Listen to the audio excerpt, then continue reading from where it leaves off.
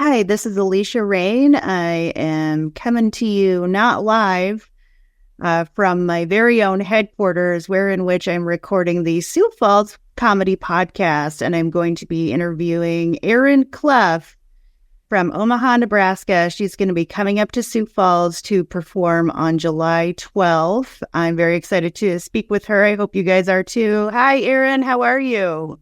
Good. How are you? I'm doing pretty good. So you're coming up on July 12th. How long have you been doing comedy? I started about a year and a half ago, beginning of 2023. Okay. And what made you want to start doing comedy in the first place? I always tell people I had too much stability in my life and I wanted something to kind of go a little wonky. So I was working a job, I had my own place, and I was getting bored. And I studied screenwriting in college, and I thought, well, I should do something adjacent to that. So I Googled stand-up comedy classes in Omaha, found one at the back line, took that, and kind of went from there. Awesome. They have a pretty big scene there and lots of classes. Was it helpful? Did it propel you? Sure. Yeah, I'm always amazed by people who can just go into an open mic and that's how they start, because I didn't have the courage to do that. I had to take a class and learn the fundamentals and then be on a show and then go to open mics. So I don't know if I'd have been able to just start cold like that if not for the class. Yeah, I didn't start quite cold. I saw a couple of stand-up comedians and I had asked one stand-up, I'm like, how did you get into it? And she said she had gotten this book about stand-up comedy. So I started reading a book and then, writing jokes from the book. And then I finally got on stage. So yeah, it's not just something you're like, hey. I could never. No, I would have been way too nervous to just jump in like that. Yeah, well, that's awesome. They have such a big scene in Omaha, and including a big comedy roast scene, and they have lots of roasts going on. So you're writing roast jokes. Do you like those kind of jokes? I guess I'm fine with writing them. I like participating in roasts because I like to be roasted. I think that's always the most fun part of it for me. Roasting other people is fine, but I'm always curious to see what other people are going to say about me. So that's the main joy that I get out of those. Not saying mean things. Have people? No, I want to hear mean things. Yes. Yeah, tell me what you hate about me. That's it. Okay, so how do you deal with hecklers? Do you have you had any experience like that? And what do you suggest other people do when they have that happen?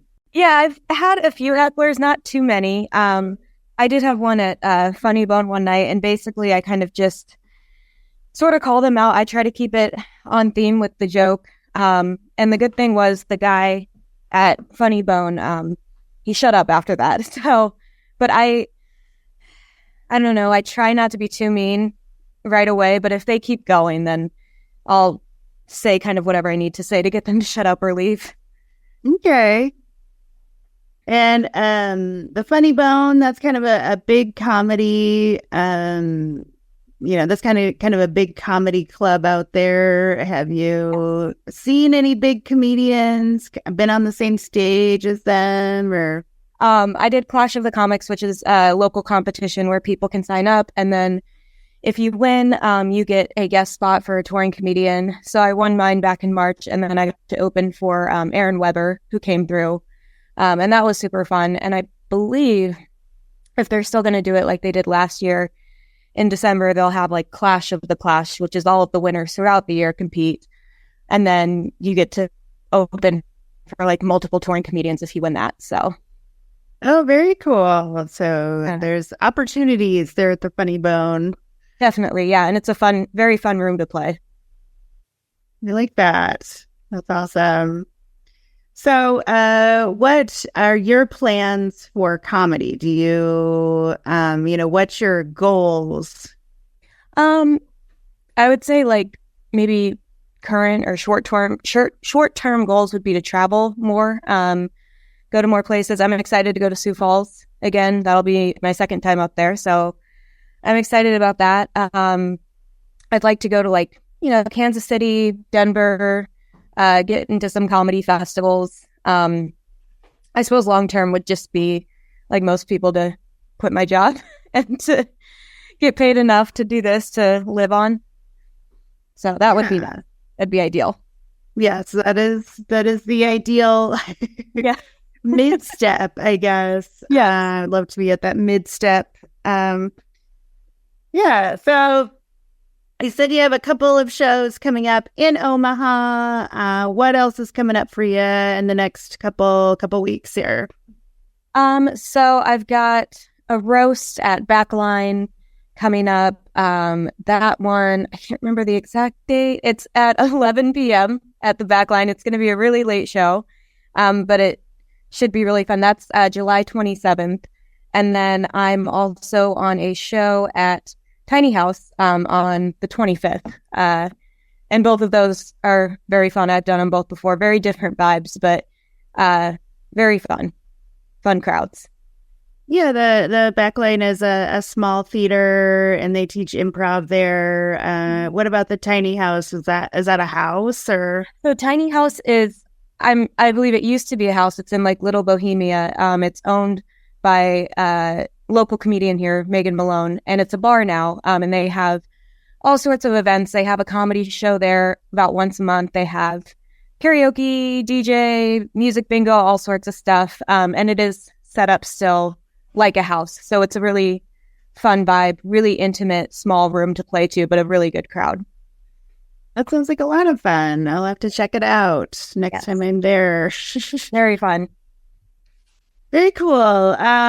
So I guess, do you have like a quick one-liner? Is there, let's